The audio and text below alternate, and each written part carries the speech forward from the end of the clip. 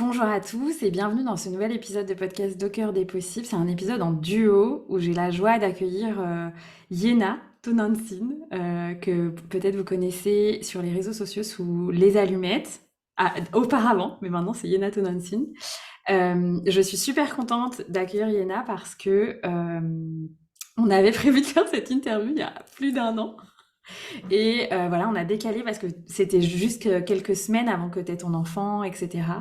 Voilà, l'occasion, c'est le moment arrive maintenant et je suis vraiment honorée aussi de mettre en avant ton chemin. On s'est rencontrés en 2022, je crois, dans une de tes immersions et je t'ai dit que je te suivais depuis 2017. À l'époque, même avant, je crois 2016 en fait. Je suivais tout ce que tu proposais, tes partages sur les réseaux sociaux, etc. Donc, tu es une personne que je suis depuis très longtemps, que j'admire depuis très très longtemps. Jusque-là, je crois que toutes tes activités, c'était surtout en présentiel. Donc, c'est aussi pour ça. Et moi, voilà, j'avais senti que j'avais peut-être besoin de temps pour venir jusqu'à toi en vrai et recevoir tes enseignements qui sont vraiment pour les femmes, principalement. En tout cas, jusqu'il n'y a pas très longtemps, c'était surtout pour les femmes.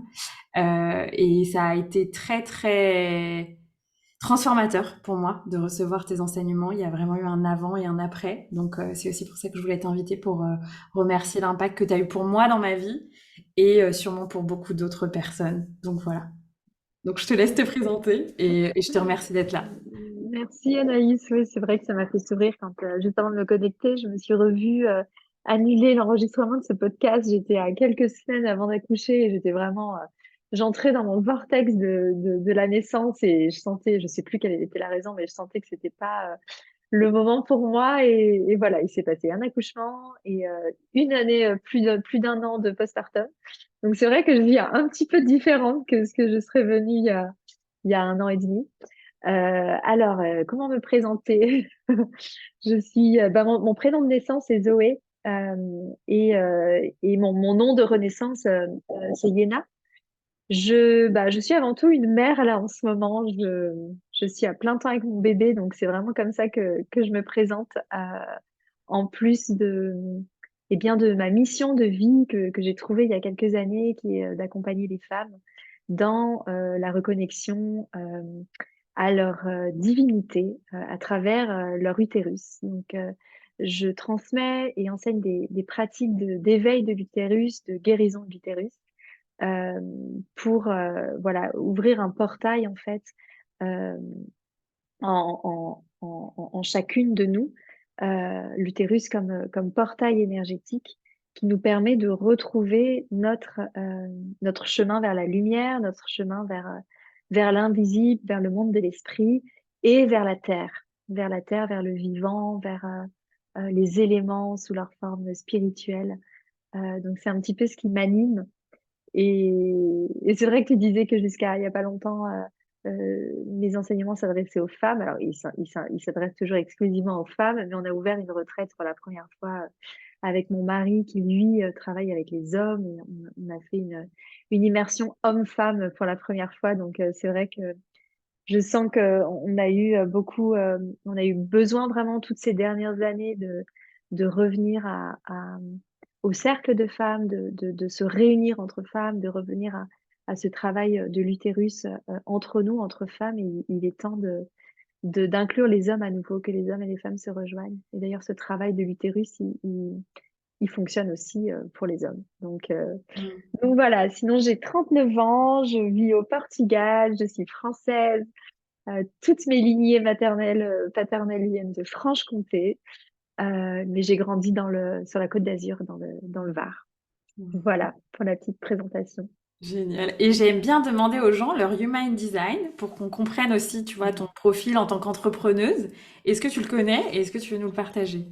Alors c'est drôle parce que j'ai fait une lecture avec Linda Kem que je vraiment recommande. Je crois que sur Instagram, elle s'appelle L'Espace, quelque chose comme ça. Et en fait, c'était la toute première approche, donc je connaissais pas trop. Ici, je me souviens bien, je suis manifesteur générateur. Ok. C'est possible, ça existe? Yes, yes, yes, tout à fait. Yes. Donc, ça a été très intéressant. Vraiment, j'ai adoré son approche et en tout cas l'approche de cette technique. Ça m'a donné beaucoup de clés de compréhension sur moi, enfin, m'a vraiment permis de me comprendre et du coup de m'accepter, de faire la paix. Mmh. Donc, Ouais. ouais. Ouais, c'est exactement ça. Moi, mes clients me disent pareil, ils me disent, waouh, je me sentais bizarre avant sur certains trucs, et en fait, je comprends que c'est juste comment je fonctionne, quoi. C'est un bel outil Mmh. d'acceptation, ouais. Ah, Génial. je savais pas que tu travaillais avec cet outil. Oui, OK. oui, oui. Oui, parce que je trouve qu'accompagner Génial. quelqu'un, bah moi j'accompagne les gens de façon assez proche, tu vois, et sur le long terme, ben si j'ai pas leur mode d'emploi, Mmh. je trouve que je peux projeter mon propre fonctionnement sur les autres. Et du coup, quand j'ai ça, ben je sais orienter un peu mieux la personne sur comment elle fonctionne, tu vois. Sans dire aussi, je dis aux gens, si ce que je te dis que je vois dans ton design ne résonne pas, voilà, hein, Mmh. c'est très bien aussi, hein. OK. Et je le Génial. demande même en immersion parce qu'un jour, ça m'est arrivé qu'il y avait une personne qui avait un type très très rare. Il y a un type qui est que moins de 1% de la population sur Terre et elle vivait ce qui se passait très très intensément. Et je me suis questionnée du coup, tu vois, en tant qu'accompagnante, quoi. J'étais là, bon, ok. Et en fait, j'ai compris après que c'était lié à son human design. Et du coup, maintenant, je demande aux gens de me dire un peu de leur human design avant qu'ils arrivent. Comme ça, je peux peut-être, tu vois, me Mmh. préparer à comment ils vont vivre dans le groupe. Génial. Ouais. Waouh. Mmh. Yes, c'est riche. Trop bien, génial. Euh, du coup, j'ai envie quand même de te demander un peu. Bah moi, je connais un peu ton parcours. Je crois que avant, tu as été architecte en Belgique dans ta première vie professionnelle, c'est ça? Oui, je rénovais des maisons, des appartements pour une boîte immobilière. Ouais. Yes. Et donc, après, je me souviens que tu as eu un chemin un chemin spirituel, notamment à travers le voyage. Ce que je crois que je ne sais pas, c'est comment ça s'est vraiment passé à l'intérieur de toi de connecter à cette médecine de l'utérus et qu'est-ce qui t'a donné envie ou tu t'es dit, bah en fait, c'est vraiment ça ma voie, du coup. Tu vois, comment ça s'est passé ce chemin de, ok, ben j'ai une vie, pas lambda, mais un peu, tu vois, enfin, j'ai une vie professionnelle classique à je vais vers qui je suis et je décide de transmettre cette voix de l'utérus qui, je crois, t'es une des seules à le transmettre, en tout cas comme tu le transmets en francophonie. Ouais. Alors je connais pas d'autres personnes. En même temps, depuis que j'ai ma petite fille, je suis pas trop ce qui se passe sur les réseaux sociaux, mais j'ai l'impression que quand même il y a eu ça se répand. J'ai l'impression quand même dans le milieu francophone. Alors c'est drôle que tu me poses cette question parce qu'on me l'a déjà on me l'a déjà posé. Je me le suis déjà posé et je ne me souviens pas. C'est comme Mmh. si ce n'était pas du tout mon mental qui avait décidé à un moment donné de dire: «Ah, en fait, c'est ça ma médecine, c'est ça que je vais transmettre». Il y a pas eu de moment, spécifique. Donc moi, après avoir, à 30 ans, donc il y a 9 ans, j'ai tout plaqué, mon futur mari de l'époque, mon travail, et cetera et j'ai découvert la médecine, de l'Amazonie, donc j'ai vraiment, ça a été vraiment une porte d'entrée pour moi, la médecine de l'Amazonie, sur ce chemin. Et puis ensuite, j'ai été très impliquée aussi dans la voie du yoga et cetera et puis petit à petit, j'ai senti que, en fait, ma pratique du yoga, elle était plus, tournée vers ma féminité, vers, mon bassin, et cetera et la médecine de l'utérus, elle est venue à un moment donné, je suis allée à une retraite, en pensant en fait, c'est une amie qui m'avait dit: «Viens, on s'offre cette retraite». C'est une amie avec qui j'organisais mes premières retraites de yoga, donc vraiment, nos premières retraites de yoga, c'était en Égypte, dans la baie de Pattaya, donc pour aller à la rencontre des dauphins et à l'époque, je transmettrais le yoga, des méditations et puis en fait des workshops, des pratiques que j'inventais, que je créais et elle m'a dit: Pourquoi on n'irait pas s'offrir, cette retraite?» Et je lui ai dit: «OK», puis j'avais pas vraiment regardé ce que c'était et puis elle me dit que finalement elle peut pas y aller et moi j'étais inscrite donc j'y vais, en pensant que je vais à une retraite de yoga entre femmes et en fait ça a été voilà, ça a été une explosion à l'intérieur de moi. C'était une immersion hyper, hyper intense, autour de la médecine de l'utérus et à ce moment-là, il y a vraiment quelque chose qui s'est ouvert et je me suis, vraiment dévouée à ce chemin, pour moi-même, de guérison et d'éveil de l'utérus. J'ai suivi, une initiation d'un an que j'ai faite 2 fois d'affilée de Womb Awakening avec mon enseignante qui est australienne. J'ai fait un teacher training du coup à Bali, puis c'était une formation du coup sur 2 ans en ligne où on devait dédier 1 à 2 heures de pratique chaque jour. Donc c'est vraiment un chemin qui s'est défini assez clairement et rapidement parce que pour me dévouer quand même à 2 heures de pratique par jour, c'est quelque chose pour lequel tout de suite j'ai senti une dévotion, une justesse. Et en fait, ce chemin, il n'arrête pas de se, de s'affiner.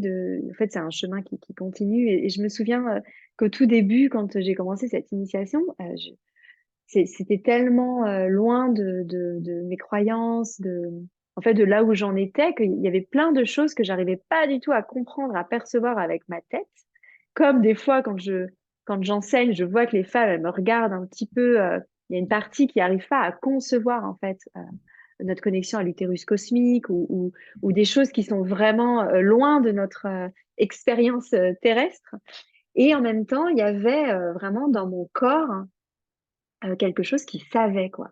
Quelque chose qui se réveillait, qui s'éveillait.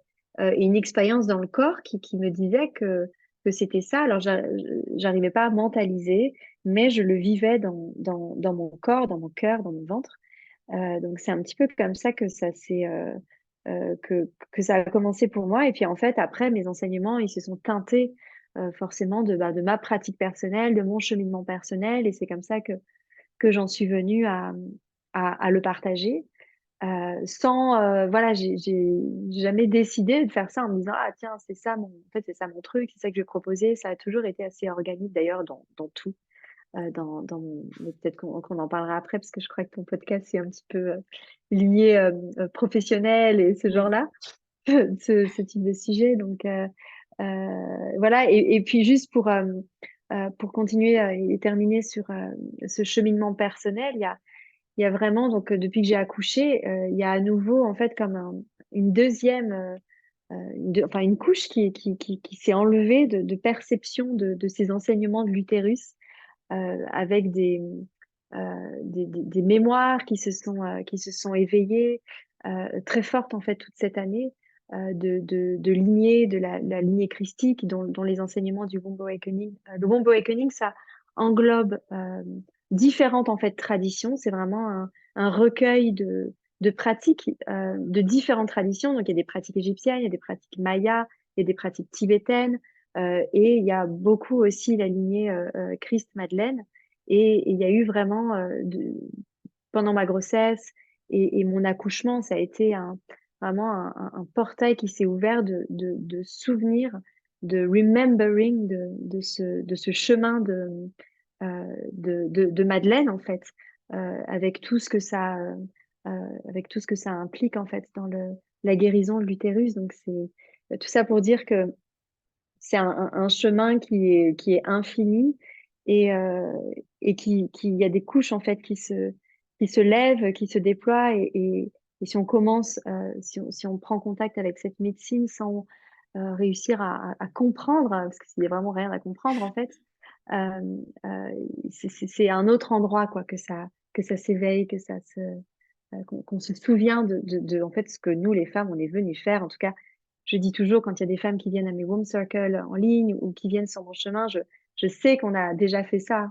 ensemble, qu'on a déjà été sur cette voie ensemble, et que si ces femmes elles sont intéressées ou si ça éveille de la curiosité, c'est qu'on est venu là dans notre ère de changement pour retrouver en fait cette médecine de l'utérus. Je me suis un petit peu éloignée de la question, pardon. Je parle et je m'arrête plus. Non, mais je pense que c'est... Tu sais que ce que je sens, c'est que c'est un peu comme un enfant, en fait. C'est un peu comme... c'est cette médecine qui t'a appelé depuis ton bassin, en fait, plus que ce que tu dis, plus qu'un truc mental, un Mm. choix ou un... Enfin, je sens que c'est un peu ça, Ouais. tu vois, ça c'est... Mais c'est même le bassin, mais c'est pas que le bassin, c'est vraiment en fait, vraiment ce sentiment, cette certitude En fait, c'est comme si pour la première fois, je découvrais ce que j'étais venue faire, en fait. C'est comme si, en fait, tous les enseignements que je reçois depuis toutes ces années, quand je les entends, je me dis, ah, mais oui, mais évidemment. Et en fait, donc, je me souviens, en fait. C'est comme si je savais déjà et que, en fait, je me souviens et que c'est une évidence et que je le savais déjà, en fait. Donc, j'apprends pas, je, c'est comme des bulles, en fait, qui explosent, tac, tac, tac, et qui viennent amener vraiment ce sentiment d'appartenance où plus j'avance, plus il y a de clarté, plus je sais que je suis au bon endroit, plus je sais que je marche dans la bonne direction, que c'est ça que je dois faire, en fait.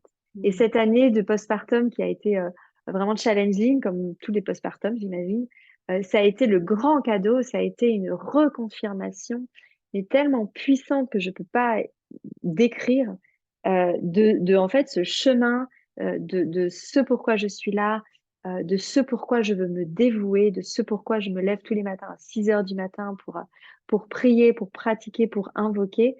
Quoi qu'il se passe dans ma vie de maman à plein temps, euh, c'est vraiment ce fil en fait qui me donne la certitude que je suis au bon endroit, que c'est ça en fait. Et je sais que beaucoup de femmes que je rencontre sur ce chemin d'accompagnement, parce que j'accompagne pendant des immersions, des initiations au Portugal et aussi en ligne, des espaces en ligne et depuis peu individuellement. Et il y a vraiment en fait le cadeau de ce chemin, c'est vraiment ça quoi. C'est d'un coup se souvenir d'où j'appartiens, à qui j'appartiens, et de le faire en collectif. Le collectif, le travail individuel est hyper important, mais le collectif fait qu'on se retrouve en fait, et on a déjà fait ça ensemble. Et ça réveille d'autant plus de mémoires d'autres vies que de rencontrer des sœurs qui sont sur ce chemin. Yes, merci. Voilà. J'espère que Merci les gens qui beaucoup. écoutent, tu vois, se rendent compte parce que, en fait, cette voix, du coup, quand je t'écoute, je me dis, ben, c'est vraiment, c'est une voix spirituelle et c'est aussi une voix, enfin, surtout dans le corps, en fait. Moi, c'est aussi ce que j'ai ressenti avec certaines pratiques de yoga, mais qui, je pense, font des ponts, tu vois. Moi, je suis initiée au Kundalini Yoga et en fait, parfois, j'ai l'impression que c'est aussi un peu lié à certaines pratiques christiques, tu vois. Et, euh, et c'est une voix ben, dans le corps d'abord, mais en fait, c'est surtout un éveil spirituel et j'ai l'impression que tu décris aussi ça. Est-ce qu'il y a d'autres dimensions que toi, tu vois, pour que les gens comprennent en fait que bah, c'est une voie spirituelle, c'est une voie basée sur une expérience somatique, entre guillemets. C'est surtout somatique ou... Enfin, peut-être moi, je fais aussi des raccourcis parce que du coup, il y a des prières, il y a des pratiques dans le corps. Tu vois, qu'est-ce que, si on devait, je vais faire mettre des mots pour les gens sur ça, Hmm. qu'est-ce que tu dirais que c'est? Bien, en fait, on est venus, nous les femmes, enfin les êtres humains, mais aussi les femmes. Enfin, moi, je parle des femmes parce que je connais le corps énergétique, le corps physique de la femme, et je connais pas beaucoup ceux de l'homme à ce niveau-là. Euh, euh, En fait, souvent, on a tendance à vouloir avoir des expériences spirituelles qui nous amènent dans un espace invisible, de vision, de voyage, chamanique, etc. Alors qu'en fait, pour moi, c'est ouvrir l'accès à cela, mais les ramener dans notre corps, dans notre vie, dans notre quotidien. C'est vraiment en fait la rencontre du divin, de l'invisible, de la lumière divine, avec notre condition humaine, dans notre condition humaine. Donc, dans nos corps physiques, on a besoin, en tant que femme, d'en fait, de réhabiter nos corps, parce que souvent, on n'habite pas nos corps. Quand on a, par exemple, des traumas, et on a tous des traumas, il y a des parties de nous qui n'habitent plus notre corps. Il y a des parties de nous qui ne sont plus habitées, et du coup, c'est autre chose qui habite nos corps. Donc l'idée, c'est vraiment se reconnecter au corps pour pouvoir ramener notre esprit dans notre corps et ramener en fait toutes les expériences, les enseignements, les canalisations, les messages qu'on peut recevoir de l'invisible, du divin, c'est les laisser redescendre dans nos conditions humaines pour pouvoir teinter en fait nos routines, teinter nos vies quotidiennes, notre vie ordinaire de cette divinité, et c'est ce qu'on appelle l'humanité divine ou la divine humanité. C'est une de mes enseignantes qui parle de divinité humaine ou euh, de divine humanité. Euh, Parce que nous sommes en fait dans ces enseignements, dans ces pratiques, on redevient ces ponts, les femmes, nous sommes des ponts entre le ciel et la terre. Donc on a à la fois besoin, je crois que la, la retraite que tu avais faite, c'était les prêtresses de la terre, non? C'était ça? Mm. Donc vraiment toutes ces pratiques en fait qui nous demandent de réancrer nos bassins, nos utérus à la terre, de revenir dans une relation en connexion avec la terre, au service de la terre, au service des éléments. Et à la fois, il y a vraiment tout cet aspect cosmique où on vient amener ces deux énergies, énergie cosmique, énergie de la terre, dans nos corps qui sont des ponts, qui sont des coupes pour cela, pour que l'on puisse en fait être dans ce qu'on est venu faire ici, être des femmes au service du divin ou des femmes au service de la terre. Donc c'est un petit peu ça, si je devais résumer ce que je partage et ce qui m'anime, c'est un petit peu ça. Mais c'est vrai que c'est important le réincarner le corps, Mm. revenir dans le corps. Oui. Ouais. Je te remercie. Et moi, ce que j'aime beaucoup dans ton approche, c'est que, bah, bien sûr, du coup, c'est très yin par rapport à d'autres pratiques de yoga. J'en discutais récemment avec une amie, tu vois, dans dans certaines formations de yoga, les gens oublient quand même que le yoga, tu vois, Hatha ou même Kundalini, en fait, c'est des yogas très yang qui sont issus à la base de... Enfin, et le yoga, à la base, c'était surtout pour les hommes, en fait, tu vois. Et je trouve que, ben, toi, les enseignements que tu as reçus, c'est du coup une pratique pour les femmes. Et il y a quelque chose quand on le pratique, où on se dit, ah, enfin, je peux pratiquer ce type d'exercice dans le corps sans être dans une énergie qui parfois dépasse trop le corps de la femme. Tu vois ce que je veux dire ou pas? C'est-à-dire que je sens que du coup cette pratique, elle peut pas être retraumatisante pour le corps. En fait, elle est Mm. tellement dans le flow, dans la douceur, dans la justesse du corps de la femme qu'il n'y a Mm. pas de possibilité ouais, de dépasser, d'être trop dans le yang, de se blesser, Ouais. et ça, c'est extraordinaire, tu vois. C'est très rare, en Mm. fait, encore, de pouvoir se déposer dans un espace où on est accompagné à revenir dans le corps et de se Mm. sentir en totale sécurité, du coup, aussi dans le corps avec l'outil, en fait. Tu vois je sais pas si tu vois ce que Oui. je veux dire. Ouais, mais en fait, c'est donc la fondatrice du Boom Yoga, avec qui je me suis formée, c'était une de mes enseignantes, Uma Dinsmore, donc qui a écrit le livre Shakti Yoga, qui est vraiment, je crois que c'est Yoni Shakti, je crois, qui est vraiment un recueil incroyable. Et elle, donc quand je me suis formée avec elle, elle disait, les femmes ne sont pas faites pour faire 1 heure de yoga. 20 minutes de womb yoga, donc en plus un yoga vraiment du bassin, c'est pour notre corps énergétique, mais c'est juste ce il faut pas plus. Et c'est vrai que ce yoga, il est venu à travers elle et à travers d'autres parce qu'en fait, le yoga, en effet, traditionnel indien n'est pas du tout approprié pour les femmes. Euh, donc oui, c'est génial qu'il puisse avoir ces pratiques. Et les hommes, ils sont aussi appelés en fait à faire ces pratiques-là parce que le bassin de l'homme a aussi besoin. L'homme, il n'a pas d'utérus physique, mais il a un utérus énergétique, comme les femmes, qu'on appelle le hara, mais qui est vraiment ce même portail de création. Qui est beaucoup moins. Nous, on a un utérus physique qui est la manifestation physique en fait de tous les utérus invisibles qu'on ne voit pas. Et on en a plusieurs. Il y a l'utérus énergétique, mais il y en a d'autres qui vont jusqu'à l'utérus cosmique. Et donc, nous, on porte cette énergie d'autant plus, mais les hommes, ils sont aussi appelés à retrouver la mobilité de leur bassin. Et ils sont de plus en plus appelés à rejoindre ces espaces de Womb Awakening. Et d'ailleurs, les fondateurs du Womb Awakening, c'est un couple sacré, donc c'est un homme et une femme. Donc c'est intéressant ouais, de comprendre que c'est pas que pour les femmes. Mm. Hmm.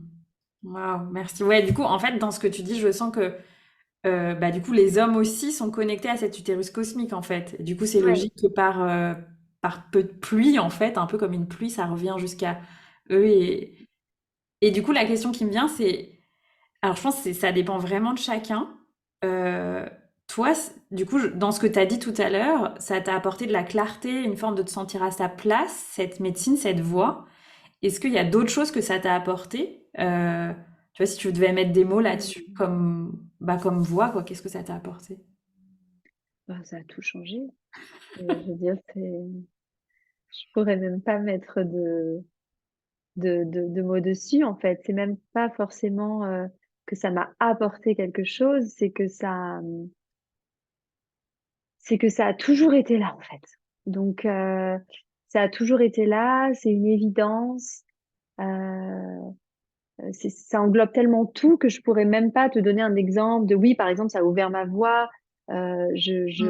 Ma voix, le portail de ma voix s'est ouvert. Donc, pour donner naissance au son et la voix qui est en fait connectée à l'utérus et au bassin. Donc, quand on vient ouvrir l'espace de l'utérus, conscientiser cet endroit, bah, ça ouvre le portail de la voix qui est aussi, en tant que femme, on a cette capacité à travers la voix, depuis notre utérus, à être un canal pour le divin. Donc, quand on chante depuis cet utérus, quand on émet des sons, quand on chante pour guérir, c'est vraiment le divin qui chante à travers ce portail.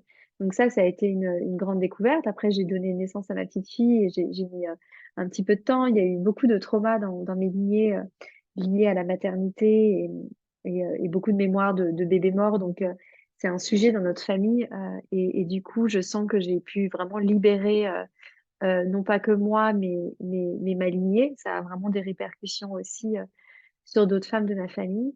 Euh, et après, ça m'a apporté juste, en fait, le souvenir de qui je suis, Hmm. en fait, le retour vers mon essence, euh, en fait, toutes les couches qui se, qui s'enlèvent pour en fait garder le cœur, le noyau de qui je suis. Alors, c'est par moments, je vais la perception de ça, et puis après, je suis une femme dans un corps humain, dans une condition d'humaine, et avec un ego, et avec en fait tout ce qui se passe dans la vie de tous les jours. Et ce que j'ai envie de dire, c'est que ça m'a en fait, voilà, ça m'a donné la certitude qu'il y a quelque chose d'autre. Ça m'a redonné la foi. Je crois en Dieu au sens large, en le divin. Donc, en fait, c'est comme si à travers cette médecine, je comprenais à nouveau la vie. C'est comme si à nouveau, je comprenais ça paraît un peu bateau de dire ça, mais vraiment, quand je me connecte à ça, je comprends la vie, je comprends l'existence, je comprends la création. Enfin, je comprends avec mon corps, avec mon cœur. C'est pas quelque chose que je peux mentaliser, mais c'est comme si en fait tout se remettait à sa place. Comme si j'avais été perdue et que d'un coup je me retrouve. Je retrouve mon chemin.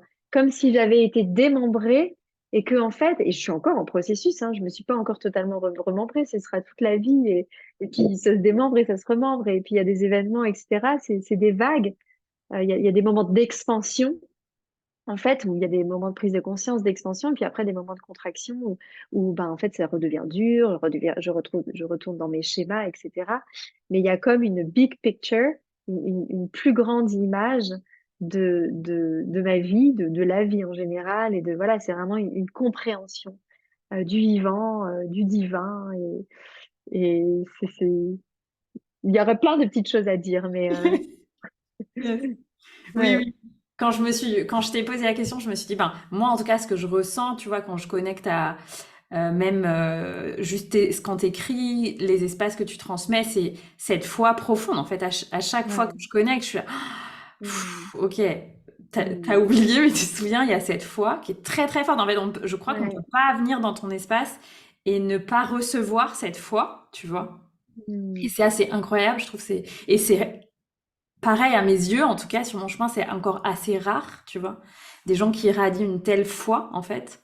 Même si, Mm. enfin, c'est toi, et puis aussi au-delà de toi, hein, je pense que c'est quand tu ouvres un espace, Je me souviens que le premier cercle que j'ai fait avec toi, c'était en ligne, en 2020, et enfin, dès la méditation d'ouverture, je n'ai, et c'était en ligne, en plus, tu vois, donc je m'étais dit, waouh, je n'avais jamais senti une telle reconnexion à la terre et une telle reconnexion au ciel en 10 minutes, tu vois. Et c'était un petit cercle de paroles en ligne que tu guidais. Enfin, tu vois, on n'était pas énormément, et ça m'avait beaucoup touchée, tu vois. Ça m'avait beaucoup, beaucoup touchée parce que peut-être subtilement, j'avais déjà ressenti ça. Euh, mais là, c'était à travers un écran, c'était pas en physique, c'était pas avec une plante médecine, c'était juste à travers ton canal, tu vois. Et Mm. donc voilà, donc moi, je dirais ça, que ça, c'est aussi ce que ça apporte aux gens, tu vois. Mm. Et, Mm. bah oui, j'imagine que en plus, si tu, enfin pour toi, et si tu continues, et cette fois, ça donne une forme d'acceptation de l'expérience de vie. Enfin, moi, en tout cas, ça me fait ça, ça me fait accepter l'expérience de la vie, en fait, tu vois, du coup. Oui.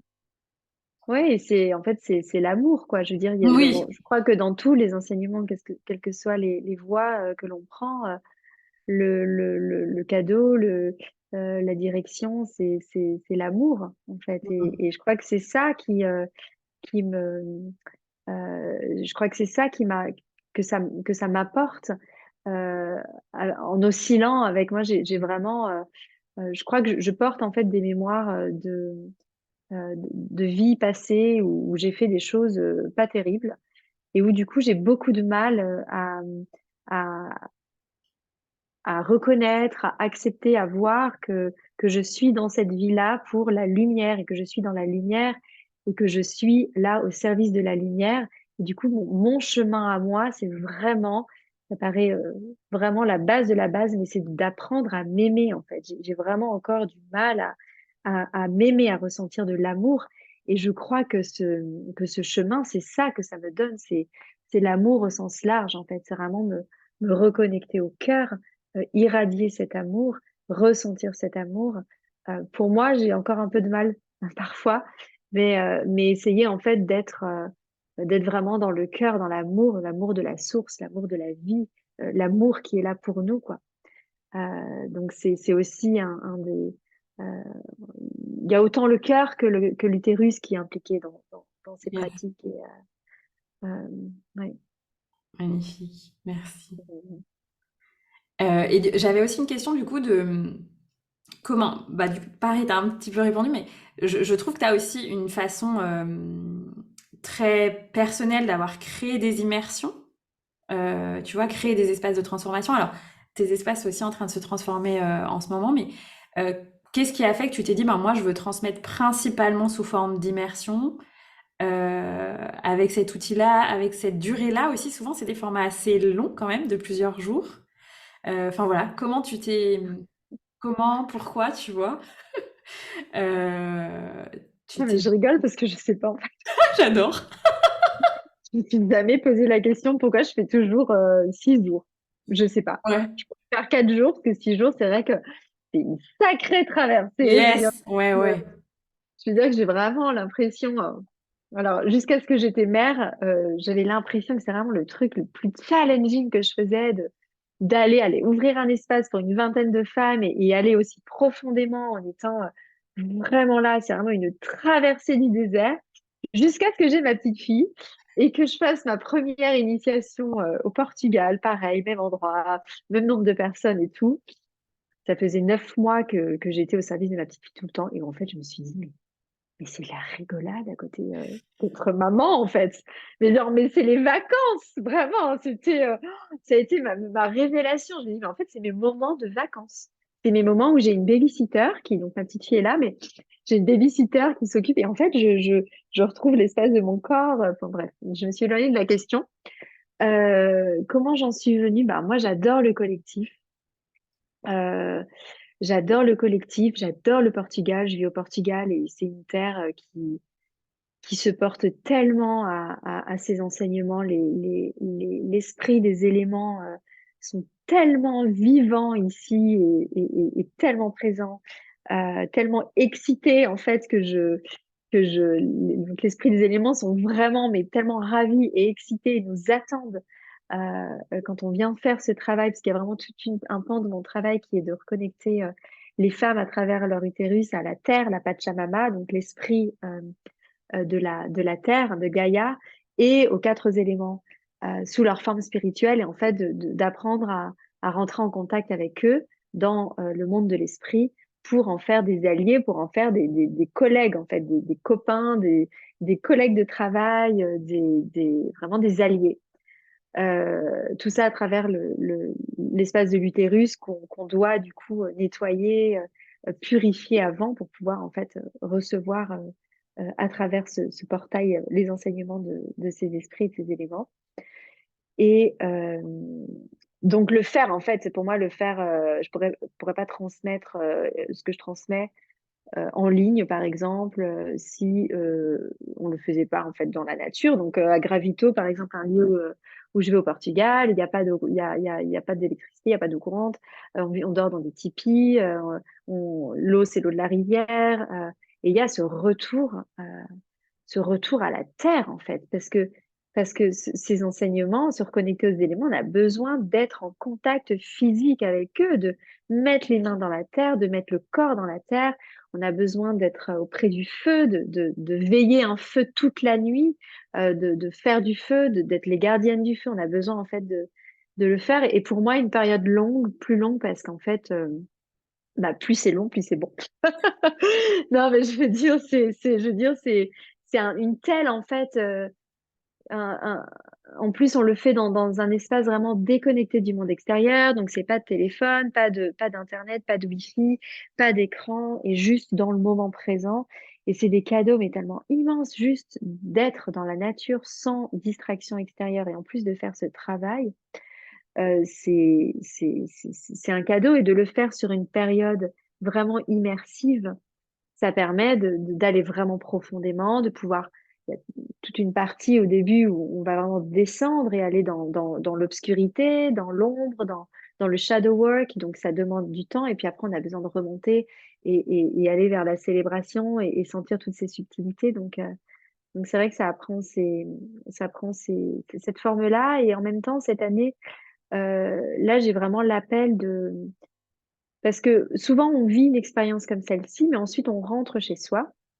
Et c'est différent, c'est difficile de ramener l'expérience dans sa vie de tous les jours, de comment est-ce que je fais pour m'engager vraiment sur ce chemin, pour m'engager pour moi-même, pour me mettre vraiment au service dans mon quotidien, dans ma vie de tous les jours. Parce qu'en fait, le travail, il est là. Le plus important, c'est là. Ces expériences transformatrices, intenses, profondes, immersives, c'est des cadeaux parce qu'en fait, c'est tellement fort et puissant qu'on va toucher à quelque chose qui va s'imprimer en fait. On Mm. va toucher à, par exemple, on peut avoir même pendant quelques secondes, ce sera peut-être le cadeau des 6 jours, de quelques secondes, de vraiment accéder au divin et d'avoir cette expérience qui fait qu'il n'y a pas de retour possible. On ne peut plus vivre comme avant, on ne peut pas oublier, ça s'imprime dans la chair.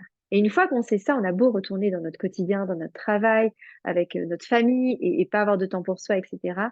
Évidemment, ça se referme notre perception, la perception qui s'est ouverte, perception au monde invisible qui s'est ouverte, se referme, mais on a comme un trésor au fond de soi. Le, on sait que c'est là et qu'on y a accès. Et en fait, c'est juste comment est-ce que j'y retourne. Donc, c'est pour ça que cette année, j'ai envie de proposer sur plusieurs mois une transmission en ligne. Donc, c'est en cours de préparation. C'est vraiment presque prêt. J'ai tout qui est prêt, mais j'ai juste encore quelques résistances à le partager. Donc, je traverse ça de mon côté. Mais du coup, c'est vraiment former les femmes, enfin, former les femmes pour elles-mêmes. Comment est-ce que je m'engage dans la vie de tous les jours? Comment est-ce que je choisis ce chemin de dévotion, d'engagement, avec des pratiques, avec des rituels, avec des choses à inclure dans la vie de tous les jours? Parce que je sais que c'est tout autant important. C'est vraiment complémentaire, mais c'est vraiment important que qu'on puisse le vivre dans la vie de tous les jours, l'imprégner dans notre quotidien, parce que ça vient ensuite, en fait, quand on cultive cette fréquence, après, elle vient se répandre partout, dans nos familles, dans nos communautés, partout autour de nous. Et je crois que le changement, il est là, le Mm. changement collectif. Ouais. Oui, oui, Ouais. par Donc, l'impact qu'on a en cultivant la vibration en nous. c'est ça, c'est ça. Et parfois, c'est court, c'est simple, c'est pas compliqué, mais ça demande de choisir ce chemin-là parce qu'il y a tellement de voies maintenant et tellement de propositions que c'est important aussi de, voilà, c'est quoi ce à quoi je me dédie vraiment?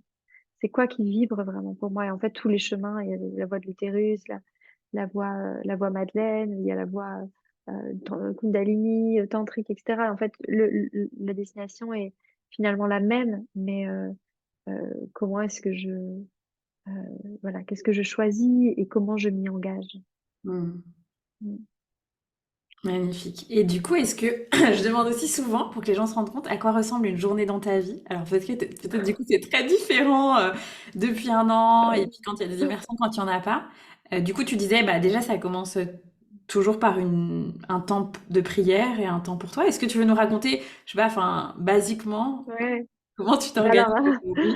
le premier enseignement d'un enfant, c'est quand on trouve quelque chose qui fonctionne, comme l'enfant évolue tout le temps, et ben très peu de temps après, ça fonctionnera pas, il faudra remettre quelque chose d'autre en place, parce qu'en fait, c'est chaque étape, chaque jour, ça évolue, et chaque étape est différente, et ça demande une organisation différente. Donc moi, j'avais l'idée, je sais pas pourquoi, j'avais l'idée que en postpartum, j'allais pas trop du coup me dédier à ma mission de travail, à ma mission de vie, et que j'allais du coup avoir du temps plus pour créer, peut-être écrire un livre. Finalement, il s'est avéré que je m'y attendais pas, mais j'ai une relation avec ma fille qui est très fusionnelle, et moi j'ai eu de la résistance longtemps avant d'avoir un désir très fort d'avoir un enfant. J'avais de la résistance à être maman parce que je suis quelqu'un qui a besoin de beaucoup de silence, de beaucoup de temps pour moi, de beaucoup de liberté et d'indépendance. J'ai toujours beaucoup voyagé et j'ai besoin de sentir que du jour au lendemain, je peux aller d'un endroit à un autre. Et donc, j'avais cette idée que j'allais m'organiser pour pouvoir en fait continuer à avoir cette liberté. Et finalement, je me retrouve dans une relation avec ma fille où on est très fusionnel et où je me vois pas passer du temps sans elle. Donc, les premiers mois, j'arrivais un petit peu j'ai par exemple créé ma nouvelle identité visuelle, mon nouveau site, vraiment plein de nouvelles choses en postpartum immédiat parce que comme je me suis détachée de tous les parasites, entre guillemets, j'ai fait une détox digitale un mois avant d'accoucher, puis 40 jours après l'accouchement, donc pendant 2 mois, j'étais genre face à moi-même et face à mon bébé, et donc un espace énorme de créativité activé par le vortex de l'accouchement qui est aussi, bah vraiment, voilà, j'ai vraiment accouché de moi pendant ce moment-là et je me souviens que je travaillais avec ma petite fille en porte-bébé, je cuisinais en même temps, j'avais une idée, une inspiration, j'écrivais sur mon ordi, je retournais ma crêpe, je reberçais mon bébé, enfin, ça a été en fait comme ça, c'est encore un peu comme ça. Pendant un an, j'ai eu quasiment pas de personne en relais. Alors, mon mari est très présent. Donc, en fait, on est parents à plein temps, mais à deux. Donc, forcément, c'est pas que moi. Mais on n'avait pas vraiment d'organisation. Et c'est vrai qu'à un moment donné, je me suis dit, bon, il faut quand même que je sens l'appel d'ouvrir des espaces à nouveau. Comment je fais? Est-ce que je paye quelqu'un pour garder ma fille ou est-ce que je paye quelqu'un pour déléguer tout ce que je peux déléguer? Et j'ai trouvé une assistante incroyable qui est, en fait, mon seul canal, c'est WhatsApp avec elle. Et donc, ça passe que par là. Et je vais lui dire mes idées, mes trucs et tout ça. Et en fait, je vais lui dire, voilà, faut penser à ça et tout ça. Et en fait, c'est vrai elle organise beaucoup, beaucoup pour mon entreprise. Elle est vraiment mon relais, mon cerveau, donc ça a été vraiment magique comme cadeau de maternité de me dire, OK, c'est quoi l'essentiel de l'essentiel? Et donc, je me base vraiment sur la création, sur la création de ce que je dois créer, de ce que je dois transmettre, etc. Et elle va vraiment m'aider à structurer, à répondre aux personnes, etc.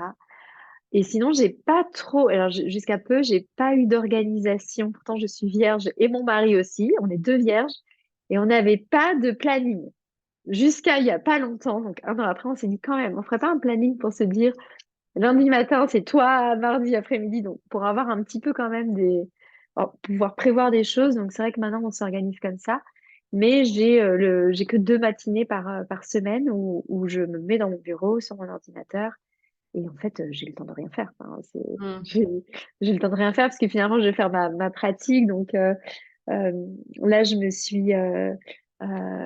oui, ce que je disais, c'est que un de mes piliers de ma vie de tous les jours, c'est vraiment de me lever avant ma fille. Donc, je me lève vers 6 heures avant le soleil et je fais ma pratique personnelle. Et ça, je l'ai pas fait pendant plusieurs mois. Je le faisais par-ci par-là. Et là, de le fait de le refaire, vraiment, je revis. Euh, et après, à 8 heures, elle se réveille et puis la journée s'enchaîne et c'est sans arrêt, quoi. C'est, et en fait, et en même temps, elle fait partie de ça. Elle vient avec moi sur les immersions. Elle vient, tu sais, enceinte, j'ai fait 8 retraites, donc elle a été là depuis le début. Elle connaît mon travail, elle sait ce que je fais. Elle comprend, je pense que c'est ce que je fais. Du coup, quand je le fais, elle me laisse vraiment avoir l'espace pour ça. Euh, et, et ma manière d'être, en fait, pour garder cette indépendance et cette liberté, c'est de l'inclure partout. Donc je la prends partout. Alors des fois je me dis, oh là là, là c'est un petit peu exagéré. Est-ce que je pousserais pas un petit peu trop? Parce que je l'embarque vraiment dans des, voilà, quand je dois faire des voyages ou je la prends sous le bras avec moi et elle s'adapte quoi. Euh, et voilà, pour le moment ça fonctionne. Mais j'ai un compagnon très présent et c'est vrai que ça change. Tous les deux, on est à notre compte, donc on travaille de la maison.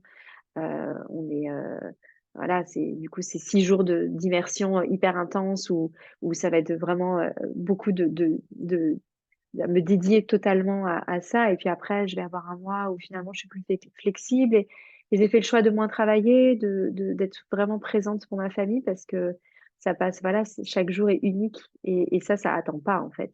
Mm. Et j'ai vraiment une grande reconnaissance de pouvoir vivre ma maternité, d'avoir la chance de pouvoir financièrement, en tout cas, être avec ma fille parce que c'est des moments, ça arrive qu'une fois. Mm. Génial. Voilà. Donc, j'ai pas de secret magique. Je suis totalement, là, ça va mieux. Mais il y a encore quelques semaines, je me suis dit, je vais faire un burn-out. Je n'arrive plus à suivre parce que je fais 2 formations pour moi en même temps. Donc je me forme, je transmets, je suis maman tout le temps. Donc en fait, il y a un moment donné, je me suis dit, là, ça va pas le faire. Et, là, je suis en train de faire une cure ayurvédique. Donc en fait, ça me transforme complètement de changer voilà, mon alimentation parce que je l'allaite depuis un an et du coup, je mangeais vraiment tout. Et enfin, quand on allaite, on a très faim. Et là, de revenir, en fait, de vraiment, OK, je reprends soin de moi. Là, je m'offre une cure ayurvédique que je fais chez moi et ça me redonne mon énergie, ça me redonne de la clarté, de la présence parce que avoir un enfant, on peut vite être éparpillé, tout le temps interrompu, pas de moment de silence, de calme et la sollicitation permanente. Je sens que mon système nerveux, il est, euh, voilà, il est chargé quoi. Donc Du voilà où j'en suis. On en coup, parle dans une semaine, ce sera différent.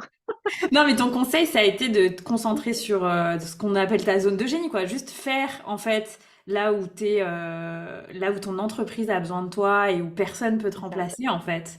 c'est ça. Et là où c'est toi, en plus, toi, enfin, moi, c'est pareil, je veux dire, je me vois pas déléguer mes coachings, par exemple. Enfin, tu vois, Non, non. je me dis, c'est ce que j'aime faire, c'est ce pourquoi je suis là, je vais pas demander à quelqu'un Mm. de le faire. Et bah, par contre, oui, du coup, déléguer ce qui est plutôt une charge, en fait. Enfin, ceux-là où il y a personne d'autre qui pourrait le Oui, faire. Que là où d'autres oui, gens peuvent le faire, quoi. oui, oui, c'est ça. Bah oui, dans une entreprise, il y a vraiment plein de choses à faire qu'on voit pas. Et c'est vrai que tout ça, moi, je me dédie juste à, OK, j'ai envie de transmettre ça, donc je vais créer l'événement, le concept, je vais créer le contenu, créer l'enseignement, mais après, tout ce qui est géré, les choses autour, ouais, ça a été en fait le meilleur choix que j'ai fait, en tout cas mais c'est vrai que venir dans mon bureau et même faire de la compta, finalement, c'est des vacances, c'est un moment de répit par rapport à la vie quotidienne. Il y a beaucoup de mamans qui disent que aller au bureau ou aller travailler, c'est les vacances.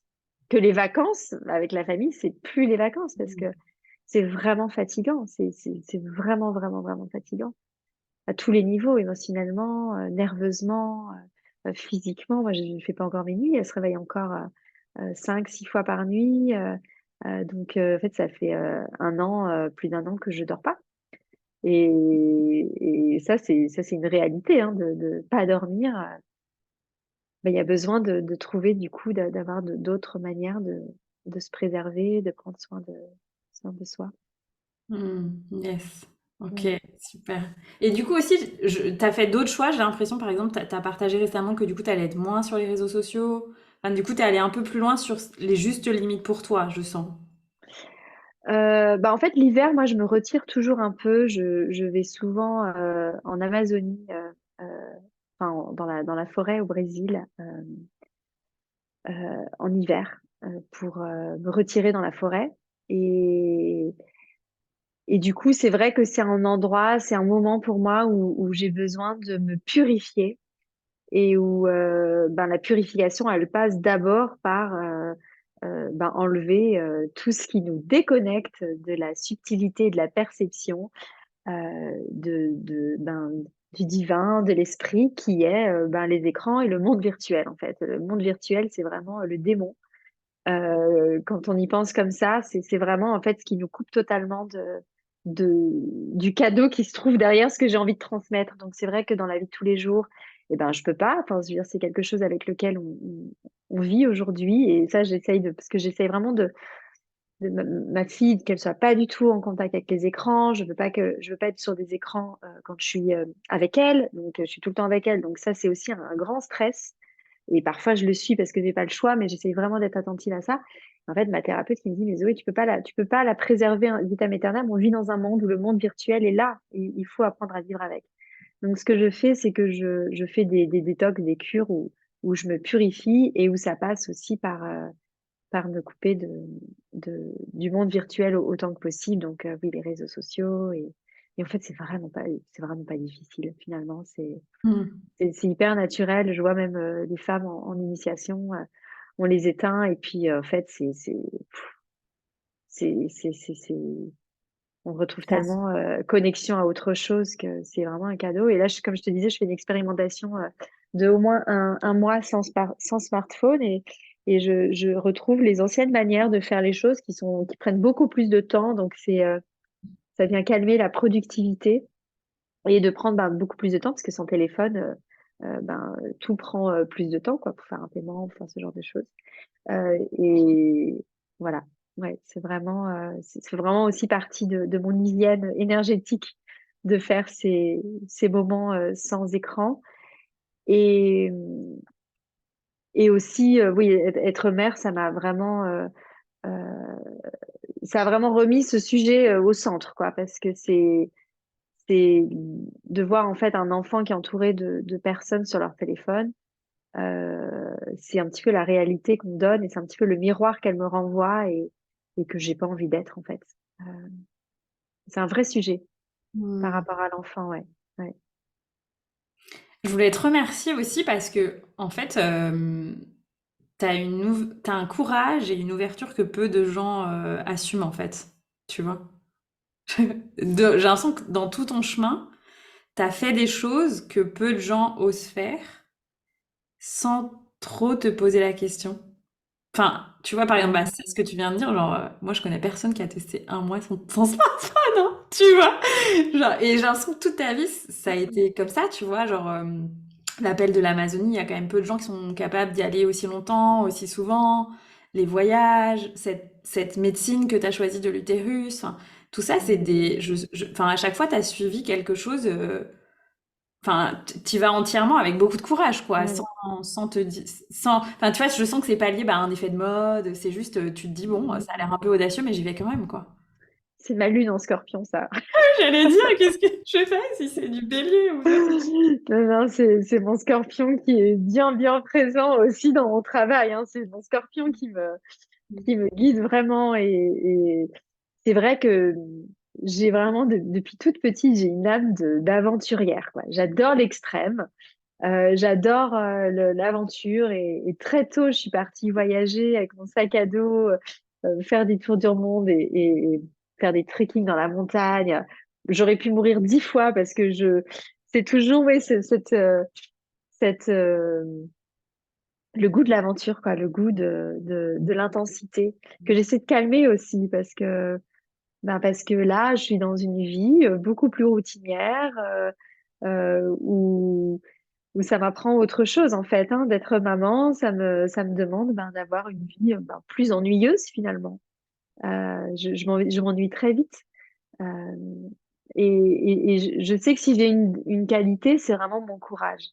Il y a vraiment quelque chose qui me pousse, de par, je crois, mon histoire de vie, de par mes traumas d'enfance, de par voilà la vie que j'ai choisie, mon début de vie qui a pas été facile, une histoire de famille qui est pas facile et que j'ai dû du coup transcender et j'ai pas eu le choix en fait. C'est une espèce d'instinct de survie qui depuis très petite s'est mis en place et qui m'a fait en fait traverser et jusqu'à mon accouchement qui a été vraiment une représentation de ça puisque j'ai eu un accouchement vraiment de 3 jours dans d'atroces souffrances où ça a été ça a été vraiment l'expérience la plus transformatrice de ma vie parce que d'avoir traversé ça, et en même temps, je sais que toutes les femmes qui accouchent traversent ça, donc ça a été pour moi, mais toutes les femmes depuis la nuit des temps vivent ça, genre, enfin, c'est inouï, et du coup, de savoir que j'ai traversé ça, ça me donne encore plus cette, en fait, cette certitude, je sais profondément que je peux, en fait, tout vivre, tout surmonter, tout traverser, quoi. Donc, il y a vraiment cette force de vie, et Zoé, mon prénom de naissance, ça veut dire la vie, et je sais qu'il y a vraiment cette force de vie qui, malgré les moments difficiles, parce qu'il y en a eu beaucoup et il y en a encore, il y a toujours cet élan, quoi. Il y a toujours cette force de vie qui est plus forte que tout, quoi, et qui est en nous tous. Hmm. Mm. Magnifique. Et là, ce qui me vient, j'avais pas forcément prévu de te poser cette question, mais je sais qu'autour de toi, il y a aussi ta sœur qui est entrepreneuse et qui accompagne les mamans, enfin qui est doula, Ouais. je crois. Ouais. Et bah, ton mari, il est aussi accompagnant, enfin en tout cas, il a suivi d'une certaine façon, j'ai l'impression, ton chemin, mais pour lui, c'est ça? Est-ce que ces personnes-là, du coup, c'est aussi des ressources pour toi en tant qu'entrepreneuse? Enfin, est-ce que t'entourer d'autres personnes qui partagent cette forme de chemin de liberté entrepreneuriale et aussi de dévotion, parce que l'accompagnement, c'est une dévotion à l'humain, c'est quelque chose qui t'a aidé? Enfin voilà, je me demandais, est-ce que aussi les personnes qui t'entourent, c'est des personnes qui t'aident à être, à garder cette dévotion, qui t'aident à être dans ta posture de chef d'entreprise et en même temps dans toutes les autres postures que tu as dans ta vie? Mm. C'est drôle parce que quand tu parles de chef d'entreprise, il y a un truc qui à Oui, il y a des l'intérieur gens de qui me moi. disent ça. Il y a des gens qui me disent Non, ça. mais parce que en fait, alors j'ai une entreprise au Portugal parce que bah il faut bien faire les choses de manière légale et voilà faire bien les choses. Mais alors moi enfin, je me sens pas avoir une âme d'entrepreneuse. Peut-être que je l'ai, euh, Mm. mais euh, en fait je n'ai jamais rien prévu. Je n'ai jamais fait de business plan. Je n'ai jamais rien structuré. Je n'ai jamais eu d'objectif. Je ne sais même pas combien je gagne. Donc je ne m'intéresse même pas aux chiffres. L'année passée, ma sœur m'a dit, mais Zoé, mais tu sais quand même combien, parce que j'avais eu bref, je m'étais, apparemment, j'avais zappé que je devais payer un truc et j'avais plus l'argent pour le payer. Elle me dit, mais comment tu peux zapper mais je dis, mais je sais pas. Elle me dit, je sais pas, tu regardes quand même tes comptes tous les mois. Mais je dis, mais en fait, donc c'est un truc peut-être qu'il faudrait que je travaille dessus, parce que j'ai une amie, coach, justement pour les entrepreneuses, etc. Il me dit, mais si tu structurais, mais genre, tu serais, tu aurais une expansion incroyable dans ton entreprise. Mais c'est vrai que, alors je pense que c'est peut-être quelque chose sur lequel je dois travailler ou c'est juste peut-être que ça m'intéresse pas et qu'en fait, mon élan, il vient en fait d'ailleurs. Euh, et donc, du coup, c'est vrai que j'ai du mal à me définir comme chef d'entreprise alors que j'ai une entreprise. C'est vrai.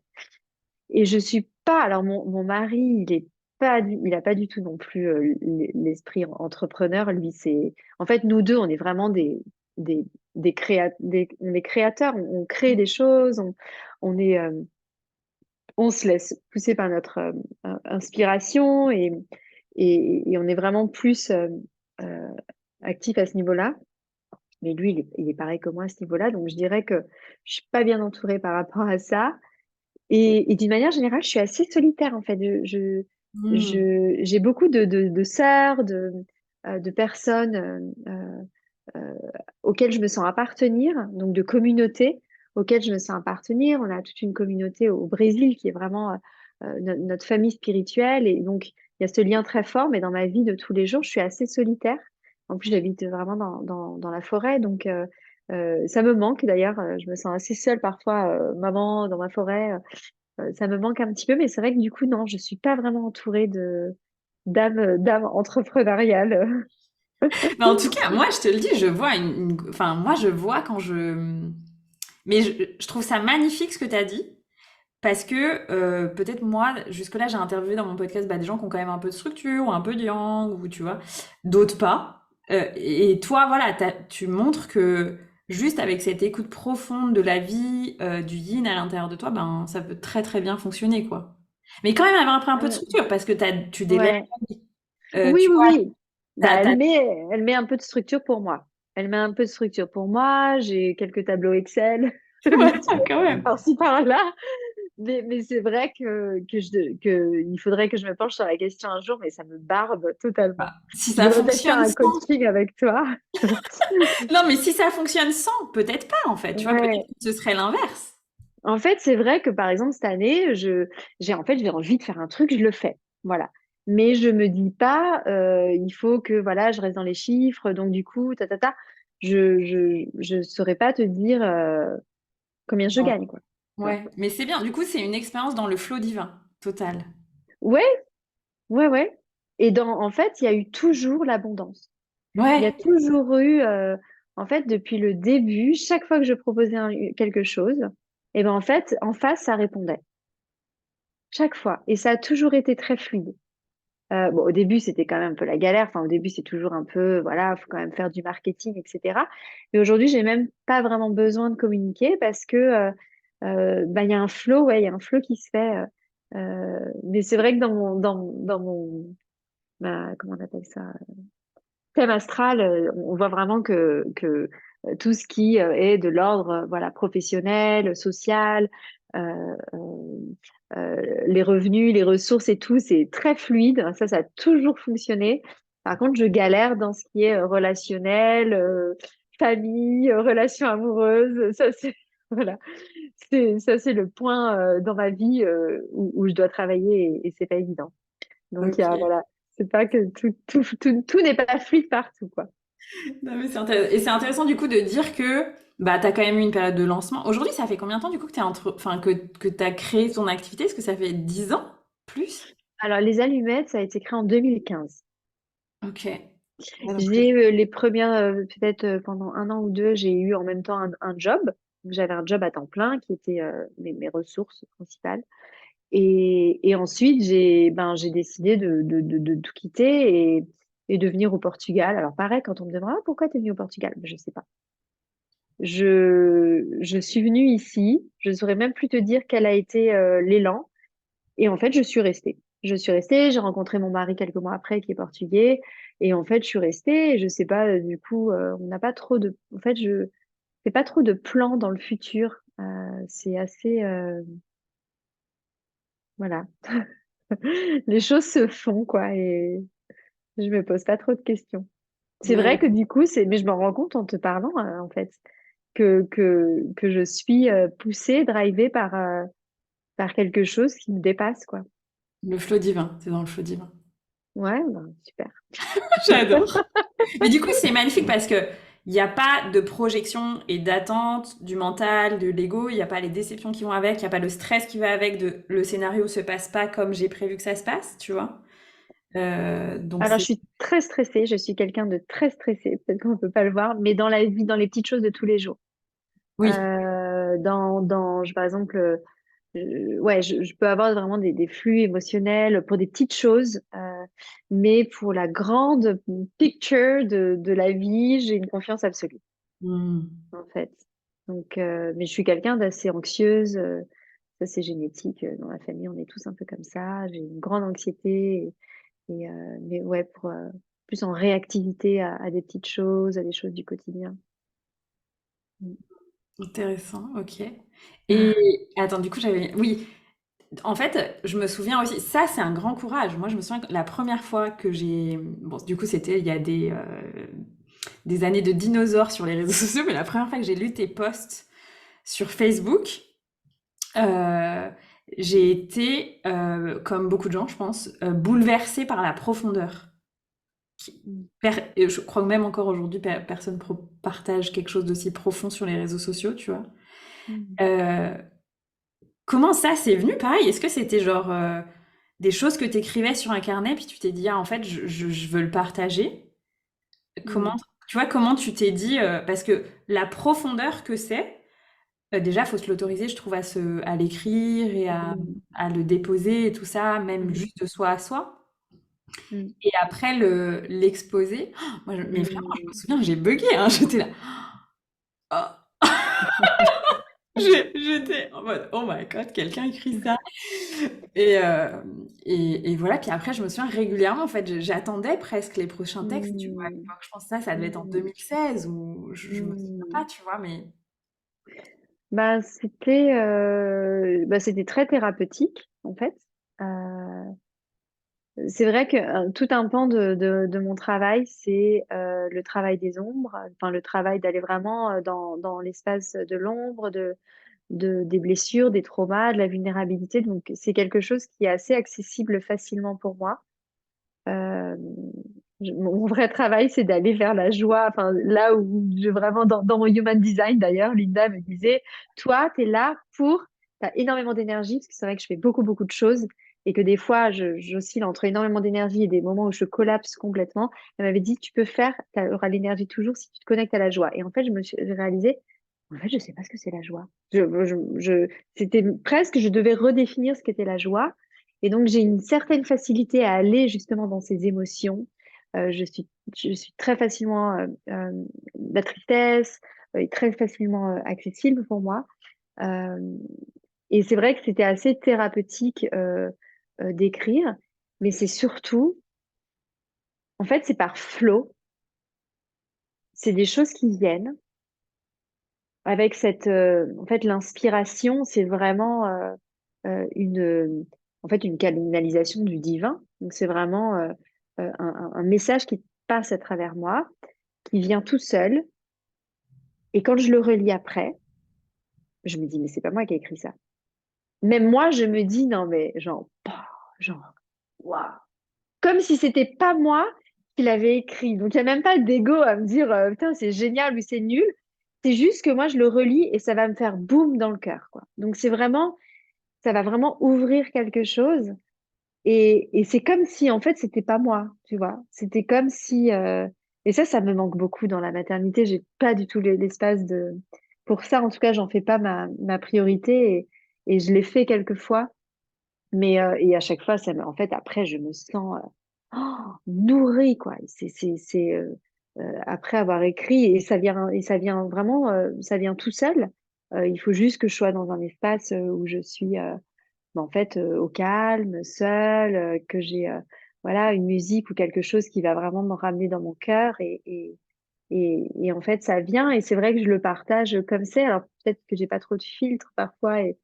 Et que comme aussi la pratique des cercles, tu sais, cet accès à la vulnérabilité, ça fait des années que je vais en cercle souvent. Et cet accès, en fait, c'est une gymnastique. Hein. Plus on va dans des cercles, plus cette vulnérabilité est accessible.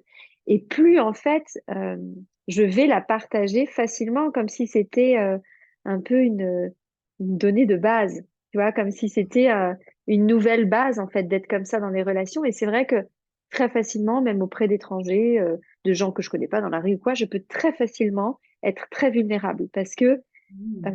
comme dans les espaces dans lesquels j'évolue, les espaces que j'ouvre, les espaces dans lesquels je vais pour moi, même avec mon mari qui lui fait des cercles d'hommes, on a vraiment une pratique de check-in, donc de parler vraiment depuis le corps, depuis l'émotion, depuis le cœur. Donc c'est quelque chose, il n'y a pas de small talk. Donc, donc c'est vrai que c'est des fois je me dis quelqu'un qui est pas du tout euh, euh, euh, qui est pas du tout à l'aise avec ça ou pour qui c'est pas habituel doit se dire mais donc celle-là elle est vraiment pas pudique. C'est vrai que des fois je peux ne pas être pudique dans mes émotions parce que c'est quelque chose en fait qui est dans ma pratique depuis longtemps. Donc j'ai pas trop de soucis à partager. Je trouve que la richesse des réseaux sociaux c'est il y en a et c'est en fait c'est d'accueillir la vérité, enfin d'avoir accès à la vérité de l'autre Et la vérité, elle est pas toujours belle à entendre. La vérité, c'est pas toujours de la lumière et de la joie. Et voilà, c'est d'autres choses, quoi. Hmm. Ouais, Mm. bah, je te remercie pour ça. Moi, je pense que c'est aussi, tu vois, du coup, quand je t'écoute, je me dis, ah ben, euh, tout dans ton activité ou dans qui tu es a été créé depuis cette essence, tu vois, même ces écrits étaient créés depuis ton essence. Et du coup, c'est ça qui a fait que enfin, c'était tellement depuis une vibration de vérité et d'amour que tout a fonctionné rapidement, en fait. En tout cas, dans ce que j'ai compris, toi, les allumettes, Mm. ça a pris rapidement. Puis toi, après, ton Mm. entreprise, enfin, tout a été organique du fait de ça, en fait. C'est vrai, donc c'est fluide, en fait. Ouais. Après, c'est la part du mystère que Oui, qu'on la peut fin pas, du mythe, le qu'on facteur peut pas. c'est ça. Non, mais je sais pas en fait. Mais c'est vrai que les allumettes, ça a explosé tout de suite. On a eu 30 000 followers sur Facebook en même pas un an. Et c'est vrai que ces posts qu'on écrivait à l'époque, parce qu'on était trois à l'époque à avoir créé les allumettes, et enfin c'était, enfin on était accueillis, mais avec tellement d'amour quoi. C'était fou. Yes, Ouais. yes. Mais en tout cas, je te remercie parce que pour moi, à l'époque, c'était un moment difficile de ma vie. Et il y avait ça, il y avait les méditations sur YouTube. Et Mm. je me réveillais le matin, je faisais une méditation. Et c'était OK que la journée continue, même si elle était difficile, tu vois. C'était une Ouais. ressource, mais incroyable. Donc, tu vois, il y a Merci. vraiment très longtemps, hein. Tu vois, quand je me souviens, je suis là, oh là Il là, y a vraiment mon Dieu, longtemps. ça va Elles y faire sont toujours, hein, sur YouTube. bien. Ouais, c'était une autre vie, mais Yes, yes. ouais. Mm. C'était un moment difficile pour moi, hein. C'était très difficile cette période, hein. J'ai l'impression que finalement toute la vie a été, enfin toute la vie jusqu'à maintenant a été difficile avec euh, dans cette continuité de vraiment d'épreuves, quoi, d'initiation, de nuit noire de l'âme, de vraiment de traverser avec entrecoupé vraiment de moments de grâce, quoi, et de foi et de reconnexion à la vie, en fait. J'ai l'impression que ma vie, c'est ça, en fait, hein. Et c'est vrai, quand je repense à ces méditations, vraiment une période difficile euh, de transformation intérieure, de mort et de renaissance. Et ça a été une perpétuelle mort et renaissance. Comme Mm. beaucoup de nous, hein, on est Oui, arrivé dans cette ère pour ça. Et voilà, c'est ce qu'on doit traverser collectivement et individuellement. Mais c'est vrai que heureusement qu'on a des outils, quoi. Heureusement yes, hein, yes. que des enseignements reviennent et que des personnes se dédie à ça pour transmettre et pour nous aider à traverser cette période, quoi, Mm. de, de grands changements planétaires. Yes, c'est clair. Et du coup, j'avais envie de finir sur ben, peut-être tes projets. Je me disais, est-ce que tu veux nous partager la vision pour ta vie ou pour ton entreprise? Mais du coup, je pense que bah, voilà, toi, tu es juste dans l'instant présent, en fait. Donc, il n'y a pas, C'est- y a rien à dire. Mais je sais qu'il y a quand même des projets pour cette année, tu vois. Donc, Ouais, ouais, est-ce que tu as envie de nous partager là dans les mois qui viennent ouais, si quelqu'un sent j'ai, l'appel en écoutant aussi, tu vois, là, peut-être il y a des mm. gens qui vont découvrir qu'est-ce qu'on peut faire si Eh on veut bien, recevoir tes enseignements. là, en revenant du Brésil, j'ai deux initiations en mars, en mai, mais elles sont complètes.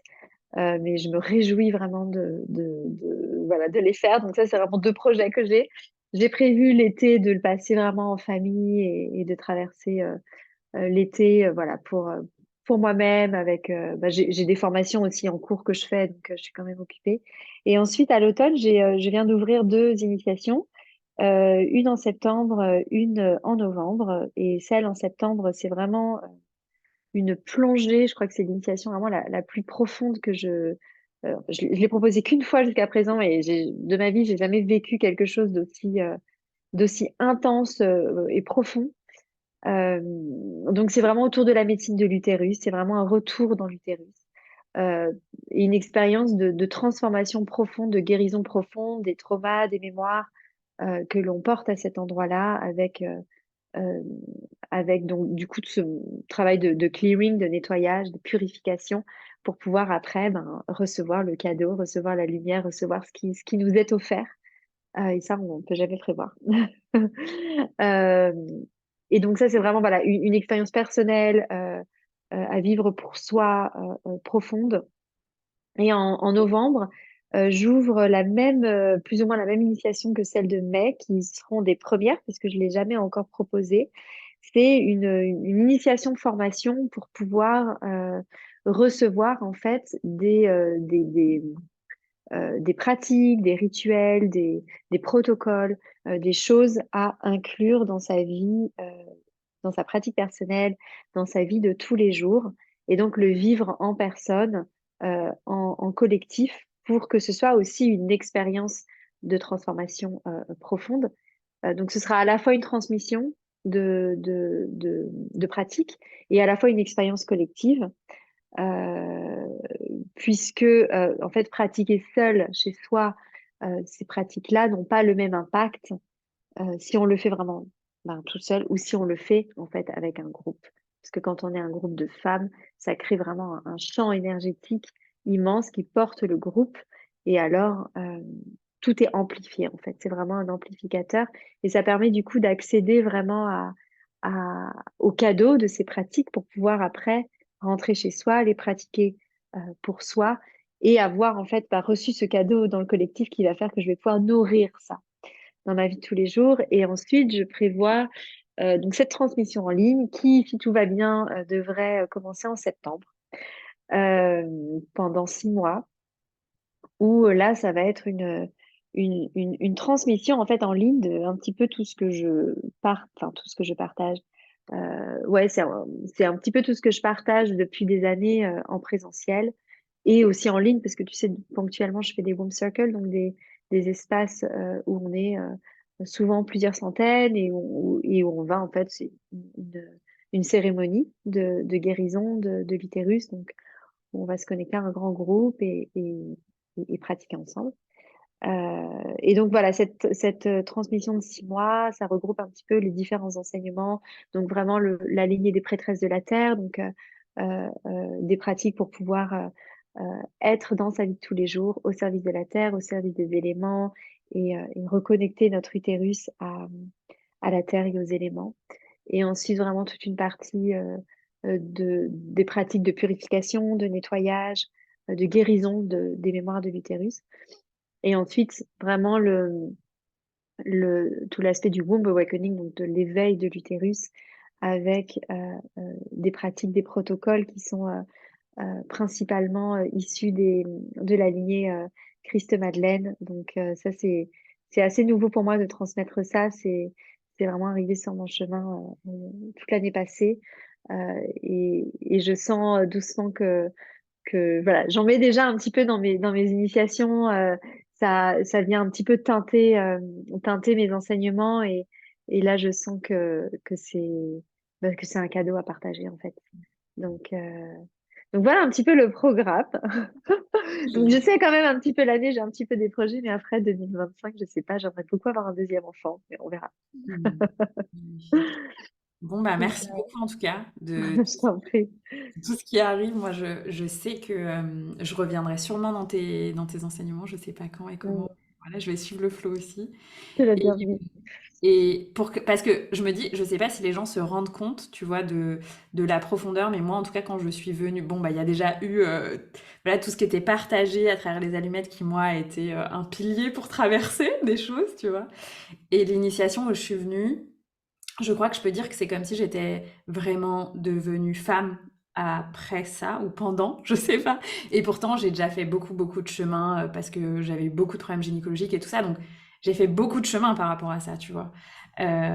Et en même temps, c'est comme si ça avait été.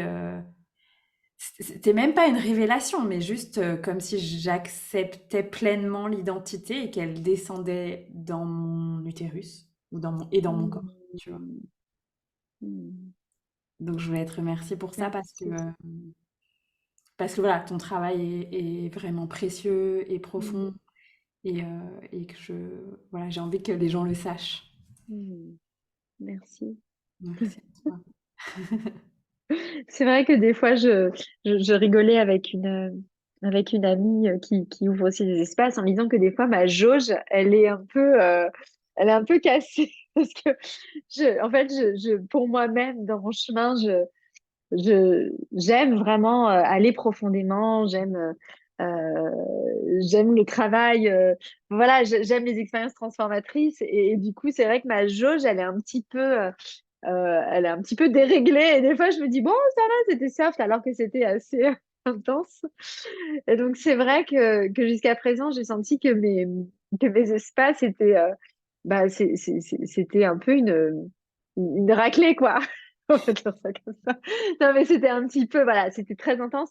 Et je sens que ça, il vient un petit peu de, là, tu vois, je suis en train de sentir l'espace qui arrive en mars et je sens que je vais m'octroyer plus de moments de célébration, de moments, voilà, d'osciller entre les deux, quoi.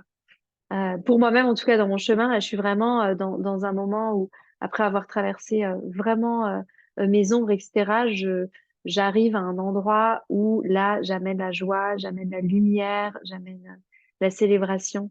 Et j'ai l'impression que ça va un petit peu déteindre. Non, c'était en novembre, j'avais l'impression que c'était une initiation par rapport aux autres assez tranquille. Et dans le bus pour aller à l'océan, je les entendais parler et, entre elles, et c'est là, voilà, ouais, c'était intense. Voilà. Et moi, j'avais l'impression que c'était doux, en fait. Donc, c'est là où je me suis dit, ma jauge, voilà, tu sais, comme la jauge de l'essence, Oui, en fait, oui, oui, oui, oui. Bref, pour la petite blague. Mm, mm. Donc ouais, donc c'est vrai que bah après on sent l'appel donc que ce soit intense ou pas. Ouais, et puis Déjà. de toute façon, c'est pas moi qui décide, hein. Je veux dire, plus ça va, ça a été aussi le cadeau de ma grossesse et j'ai un côté très perfectionniste et avant d'être maman, j'avais l'illusion que je pouvais contrôler un petit peu la situation, ce qui était faux.